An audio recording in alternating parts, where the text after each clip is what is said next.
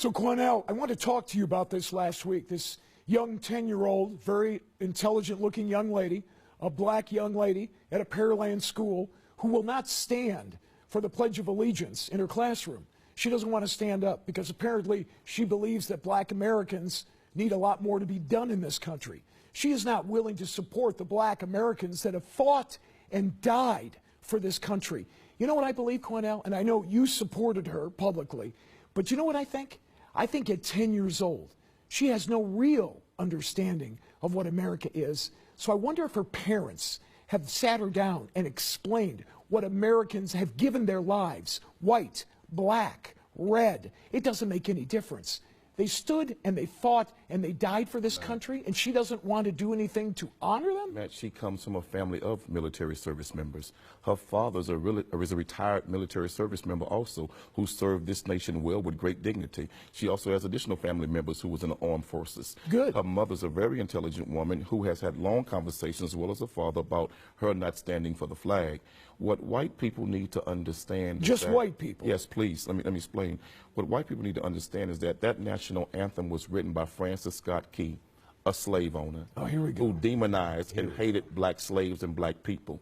And that unwritten third, that unheard of and unspoken third verse, go research the third verse where he says, "There's no refuge in this country for the hireling or the slave. Both should be turmoil to the grave." How's her parents doing? This is a man Are they successful? that promised turmoil for black people to the grave. Would you ask Jewish children to say a pledge to a German anthem that disrespects Jewish people? If they're No, you living would in not. Germany, No, sure. you would not. Well, sure. That disrespects Jewish people? Then No, why, you would not. You certainly can kneel down. In America, you have the right to do that.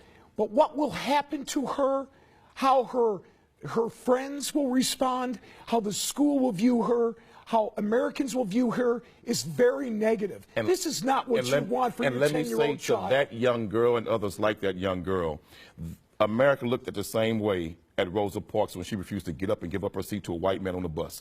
But history vindicated her. History vindicated her. America demonized Harriet Tubman for freeing slaves from slavery, but history vindicated her. So I say to that young girl, you stand strong, stand up, and stand for what you believe in. And to all of those who are too coward to do it, don't get in that young girl's way. Others like her, support that young girl. What would you like her to say to the men and women who have fought for this country like I ran into over the weekend, the black men and women who fought for this country, and some who gave their lives? And ask the black men and women who served America in its military, like in the Independence War. We helped America get it, and we were still slaves afterwards. Ask those in Vietnam who gave their war on Vietnam battlefields, but then came back and was called niggers in their own country. We have fought in America's war, and we've never been given the justice and the due process of everybody else in this nation. Then why don't you move to a different country?